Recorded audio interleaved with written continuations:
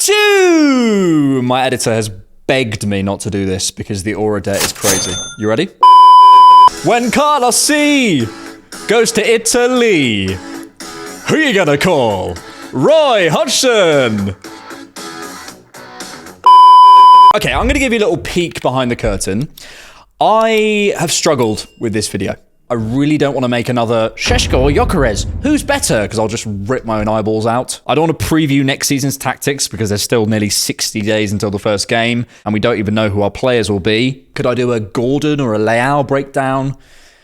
Maybe. There's a new link every 5 minutes. He says, making a 20-minute video on Rodrigo last week, dreaming is free, guys. Last season is in the rearview mirror, next season is in the distance, and the market is not exactly on fire.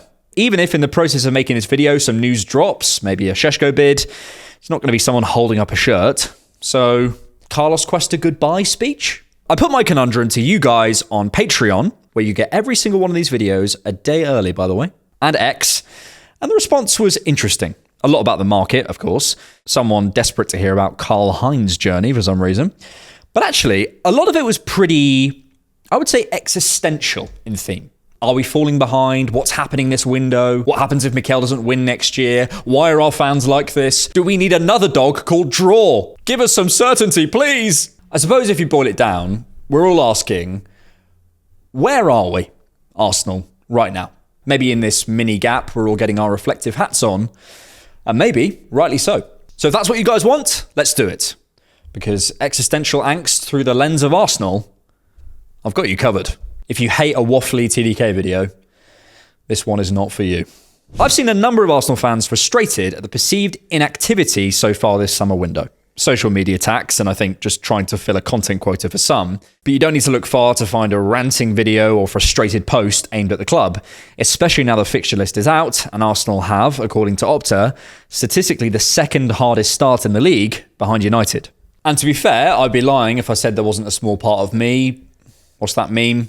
Starting to get a little bit shaky, a little bit with nothing across the line. But it's funny because we're only midway through June and we already have a new contract for the guy our coach calls our best defender. We have a here we go for a prime age new midfielder everyone in Europe wanted. Concrete talks for a striker. New contract negotiations confirmed for Ethan and Miles and Saliba and Saka. Kepa, which is a really smart move, I think, is basically done.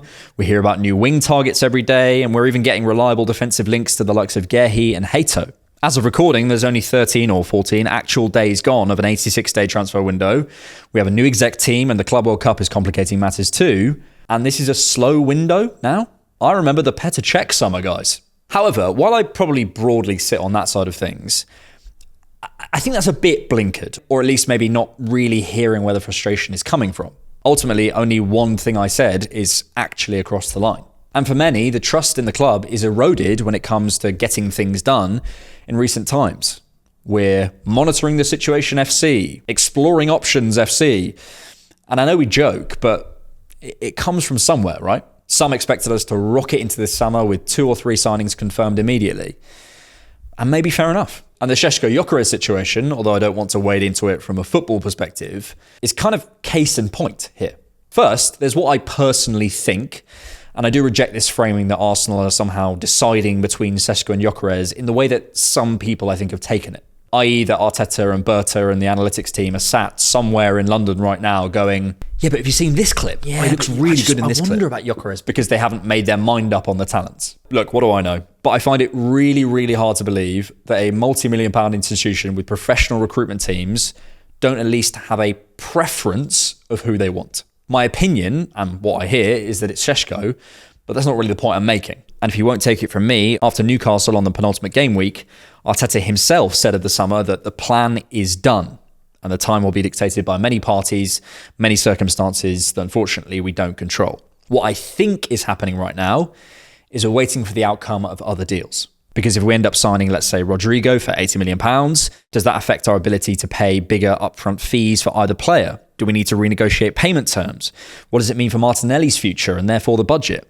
The knock-on is big. After missing out on Europe for the first time in the top flight, Leipzig may need to sell before the 30th of June too, so it could be a waiting game to see if their price drops if it is Šeško. I suspect from our conversation with their camps, we know we could probably get either player, and we're using that. Regardless, I think we'll hear soon. regardless of what I think is happening, I'm triangulating. I don't know. So the public perception for many is, again, Arsenal dilly-dallying in the market. Considering the context of the forward situation over the last 5 years, where we are as a team, what our specific issues are, the fact the words win now are tattooed on my eyelids at this point, I get why fans are anxious, especially in the context of other teams getting stuff done too, and done early. However, Tim Stillman did make a great point on a recent Arsenal Vision podcast about the concluded negotiations in this early window, or at least some of them.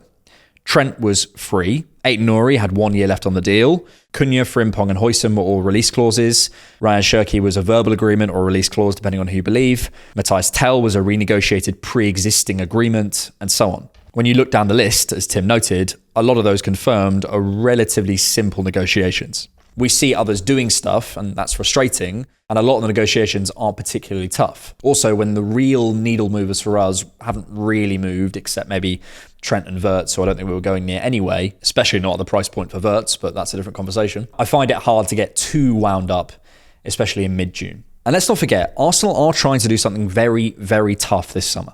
Alongside strengthening the squad with the likes of Kepa, we're trying to secure, ideally, 2 to 3 first 11 players who are available, who want to move for a fee that makes sense, in a position we need, that improve us now, as soon as possible.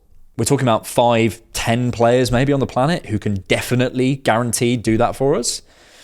And I think Zubimendi is one of them. I'm saying we need to do that in order to win. I'm not absolving the club of any responsibility here as KSE's mouthpiece or whatever some of you think I am. We spoke last video about Arsenal needing to do those B to E category transfers to get access to the best in the world in any way they can. But no one ever said that would be quick, easy and done by June. But I still see the anxiety.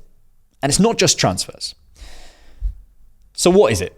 I'm always cautious of going overboard on this is what the fan base feels, because I don't know. But I'll tell you what I feel. Anxious. Not about the movement in the market massively yet, but that could change. And that's the power of yet, isn't it? I'm anxious about next season already.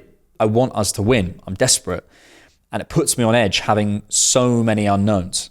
Maybe I'm just too emotional, but I want the transfers done. I want everyone back in good condition for pre-season. I want the fixtures to be better. I want everyone in cotton wool. And I can lay out all the intellectual sounding mumbo jumbo in my usual over-intellectualized way. All I want. But it's the equivalent of telling someone who's upset over a breakup, have you tried just not being sad? Arsenal, relatively, are in a better place than they've been for 20 years. We're challenging at the top end of football again. We've got great players again. We feel relatively well run again. We're financially healthy. But I'm telling you, a few more weeks of nothing concrete, a couple of bad pre-season results, and I can see meltdowns beyond meltdowns happening if we don't start the season strongly, let alone win anything. I don't think that will happen, to be clear. But I don't think I'm alone in this feeling. So why are we such a powder keg of a club? And what does it say about where we are? Good old TDK theory coming up. There seems to be an inherent cultural disconnect I see amongst Arsenal people, by which I mainly mean fans, but anyone connected to Arsenal really, players, managers, whatever, about where we are and where we want to be as a team. This is reductive, but just go with me for a second. As I see it, there's kind of two extremes here in terms of where you see the club right now, big picture. Gorgeous artwork incoming. One extreme, those who think the club is nowhere near where we need to be. They think the club shows a lack of ambition. They think there's been, by definition, failure every year since 2004 because we haven't won either of the big trophies we really want in that time. They probably despair of what Arsenal has become in their eyes. They probably feel we have to start winning today or big changes needed. Owners, managers, gone. And there are those on the other side that are probably pretty content with where we are right now. They'd obviously like to win, but as long as we're challenging and improving, yeah, we'll get there. They likely remember the banter era Wenger years. They maybe even remember other bad times. And they look around and think, well, we could be doing a lot worse, so just keep building. Who knows? It's tough to compete nowadays. Are either side wrong? No, but that's not really my point. I think that divide is a byproduct of something. It's a team culturally caught between kind of two identities almost, between two sides with truth to both of them, but what I'll call a chasm of ambition, let's say.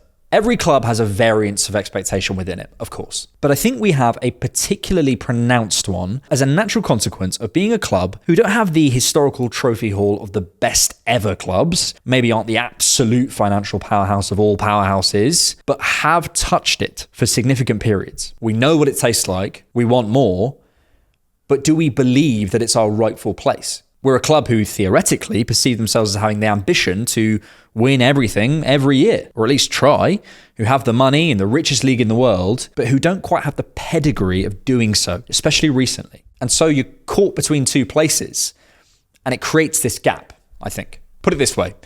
You could get one fan who thinks if Arteta doesn't win major silverware, his entire tenure has been a failure. And there will be another fan who the same thing could happen, and they think Arteta's the best thing since Wenger. You could talk to one fan who thinks that Wenger finishing in the Champions League places from 2006-ish to 2017 was one of the great sporting achievements, considering the context, and another who thinks Wenger should have left in 2013, and he's the reason we are where we are. They could stand next to each other at the game and probably have a pint with each other.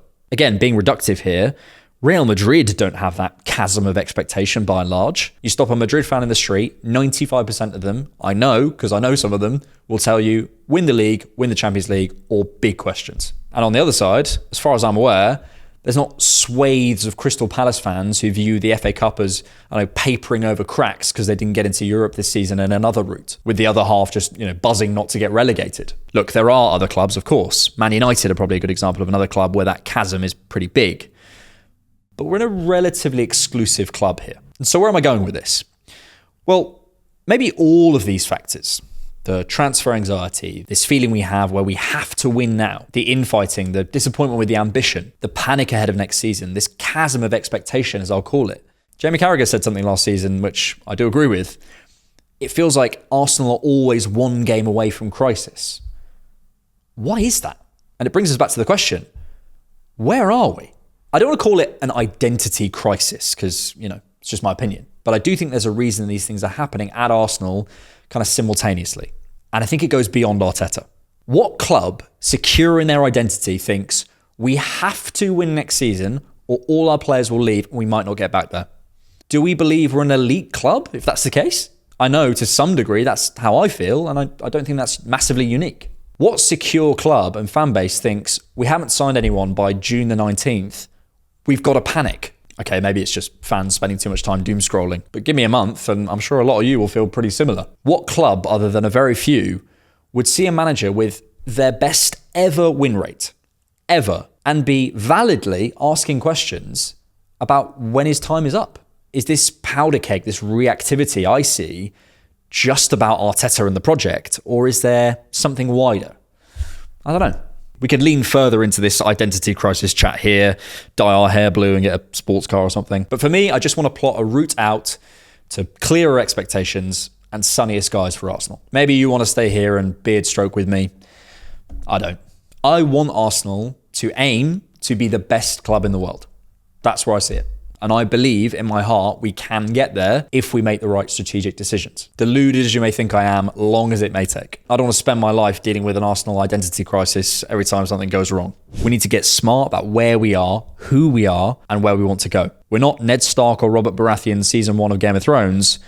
We have to be Littlefinger to go up the ranks. And we need to ask the hard existential questions to get there. I cannot believe you compared us to Peter Baelish. If you know, you know. I spoke last week about bridging this gap in terms of getting top talents, getting more access to them. I suppose the existential question there being, how do we work better within our means?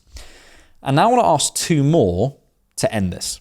But to be honest, this conversation doesn't end. And I'm fascinated to see what you guys think in the comments. First one, are we radical enough as a club to get where we want to go? Don't kill me. This is a genuine, non-rhetorical question I haven't made my mind up about, but I want to ask it. Football is becoming more intense, proven by the numbers, and there are more competitions and games than ever. Declan Rice was playing a friendly the other day. A friendly. So, if we are in that world, do we need to streamline our workflow? If you're one of those Arsenal fans who's probably nearer to that first side that we were talking about earlier, be honest with me, would a Carabao Cup next season assuage your concerns? No, it wouldn't. So what if we were to prioritise? Streamlining, prioritising, let me just ask it. What about the Carabao Cup? Would anyone be sort of comfortable kind of forgetting about it? I don't know if I am, it feels wrong somehow, but 6 potential games we just don't need to play at peak times, knowing the prize money for winning the Carabao Cup, have a guess, £100,000. What are we doing here? When I say throw, I don't mean don't turn up, but why do we need to put our heart and soul into something that doesn't move any needles? Last season, look at those starting 11s, minutes into crucial legs at crucial times of the season. Maybe it goes against the values of the club. Look, any silverware is silverware. I do get it. I certainly can't imagine Arteta getting on board with this. But forget this suggestion. At what point, to tip the scales, to get us where we want to go, do we need to start doing things like this to be taken seriously? To get ourselves into things like the Club World Cup that might be worth being in financially and prestige-wise? Do we have to do things that are a bit more radical? I'm still thinking about it, obviously. But this line of thinking, how much more of this do we need to do? I'm sure some of you have some pretty radical suggestions too. Leave them down below. And second and final question in our existential search for who we are today. Should have done Šeško Gyökeres, shouldn't I? There's a question we certainly need to address on this channel, because if we don't start to talk about it, it could creep up on us. Where are we if we don't win under this manager?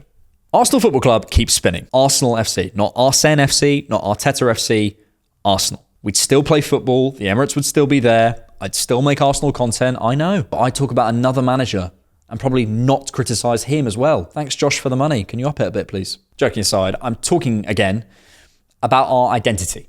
Arteta has become emblematic of our identity in the modern era. In many ways, he is a form of our identity right now. He is a guy who, coaching-wise, is objectively capable numbers-wise without the silver to show for it, but also, personality-wise, has that stature, those proverbially broad shoulders, to take the expectation of millions and forge Arsenal's new era.